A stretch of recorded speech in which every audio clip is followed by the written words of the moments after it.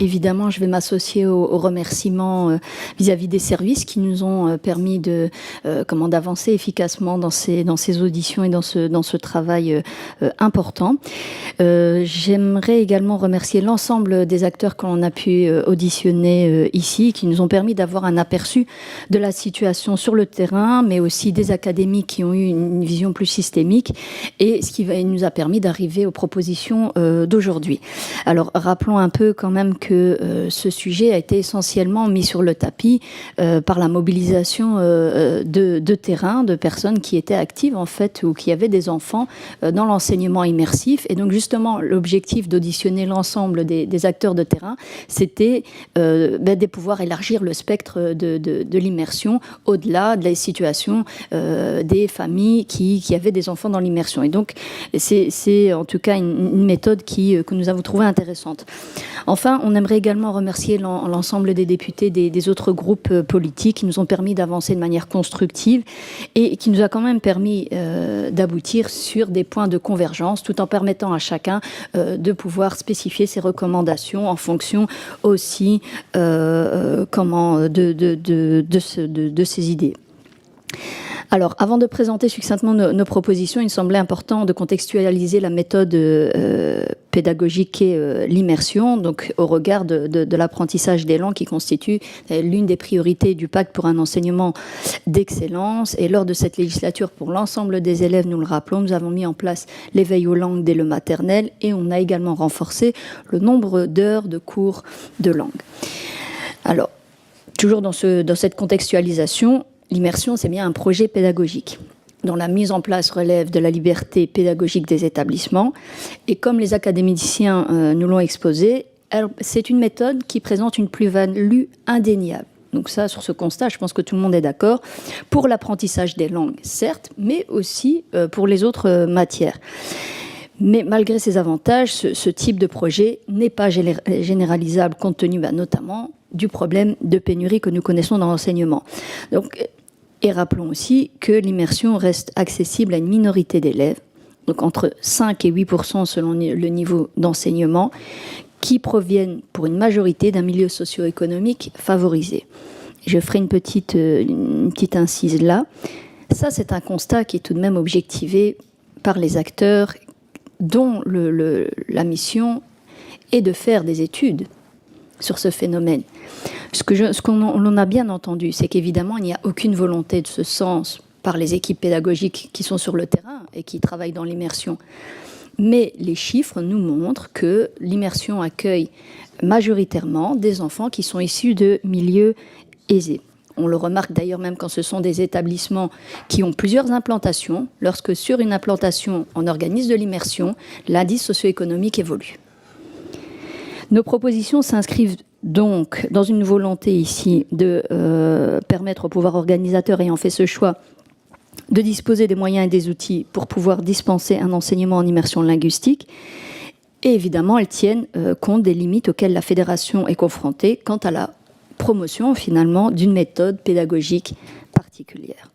Alors j'en viens à nos propositions. Le premier bloc vise à disposer d'une vision globale des différents projets en immersion en fédération Wallonie-Bruxelles et de mieux les évaluer afin d'en faire ressortir les bonnes pratiques à propager. On s'en est rendu compte lors des auditions. Il y a une variété, une diversité de situations qui nous permet pas d'avoir une vision globale des choses. Durant nos auditions, sur base des différentes données, nous avons observé que l'enseignement en immersion était fréquenté majoritairement par des enfants issus de familles aisées. Il nous semble donc important de veiller dans un premier temps à ce qu'aucune sélection ne se fasse à l'inscription. Et dans un second temps, il est nécessaire de mieux informer les enfants et les parents sur les bienfaits, les plus-values de cette méthode pédagogique. Enfin, nous proposons de lancer des projets pilotes dans des types d'enseignement où cela n'existe pas. Et nous pensons principalement à l'enseignement qualifiant et aux écoles à indice socio-économique bas. Alors, ce n'est pas anodin de reconnaître le biais socio-économique. C'est-à-dire que si on ne reconnaît pas qu'il y a un biais socio-économique dans l'enseignement en immersion, ça ne permet pas d'affiner les actions et justement de pouvoir réaliser et de mettre en place des projets spécifiques là où on voit que le biais socio-économique agit. Et donc, c'est pas du tout une position dogmatique, c'est pas une position de principe, mais au contraire, c'est pour rendre les choses pragmatiques et pour pouvoir justement répondre à ce constat qui est que les enfants de milieux socio-économiques moins favorisés ont moins de possibilités de suivre l'enseignement en immersion. Donc, c'est pas dogmatique, c'est bien pragmatique. Ensuite, il nous paraît pertinent d'actualiser le décret relatif à l'enseignement en immersion en ce qui concerne les années d'entrée des élèves dans l'apprentissage en immersion, ainsi que les disciplines pouvant être enseignées en immersion. Ça aussi, on a eu du mal, en tout cas, à avoir des données claires sur le parcours des élèves qui quittent l'immersion ou qui souhaitent y revenir. Il est apparu aussi que, comme pour la filière classique, la pénurie était particulièrement préjudiciable au déploiement des projets en immersion. Et à ce sujet, il nous semble absolument primordial qu'un travail soit fait sur l'équivalence des diplômes, sur la reconnaissance des diplômes, ainsi que l'examen de connaissance de la langue qui doit être fourni. Tout cela, évidemment, pour faciliter l'engagement, mais aussi la nomination des enseignants dans l'immersion. Les auditions ont révélé également une grande solitude des équipes éducatives dans la mise en place d'un tel projet. À de nombreuses reprises, le manque de formation, le manque d'outils ont été pointés par les différents acteurs. Et nous souhaitons développer une formation initiale intégrant pour ceux qui le souhaitent une sensibilisation à l'enseignement en immersion. Il nous semble également important de soutenir davantage les formations existantes et de développer davantage les modules de formation continue. Alors, en ce qui concerne les outils, nous proposons d'établir un document annexe au référentiel. Ça aussi, c'était une demande forte du terrain. Ça va permettre de soutenir les enseignants dans la compréhension et la mise en œuvre de ces derniers dans un contexte immersif.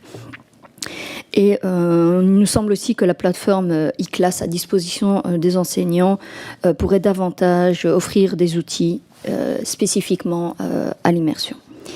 Alors, vous l'aurez compris, l'apprentissage des langues est évidemment une priorité pour notre groupe. Et donc, il est aussi important de noter qu'à côté des projets d'immersion, il y a d'autres outils qui existent pour améliorer l'apprentissage des langues. Mon collègue les a cités juste avant, mais on pense aux échanges linguistiques, à l'accomplissement de stages dans des entreprises basées dans d'autres communautés, les programmes européens.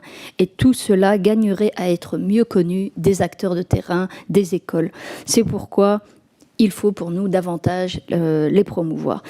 Alors, j'en terminerai par là, chers collègues. Ces auditions nous ont permis en tout cas d'obtenir des informations essentielles pour mieux comprendre, mieux appréhender et pour quelque part mieux accompagner et améliorer cet enseignement en immersion dans notre système éducatif. Merci. Nous allons pouvoir donc clôturer ce dossier aujourd'hui par un vote et voter sur l'ensemble. Alors, tout le monde a voté. Donc, nous avons 9 votants, 9 oui, et je vous remercie. Donc, je suppose que tout le monde fait confiance à tous nos rapporteurs. Je vous remercie. Nous clôturons donc cette sous-commission. Transition climatique, éducation, inclusion,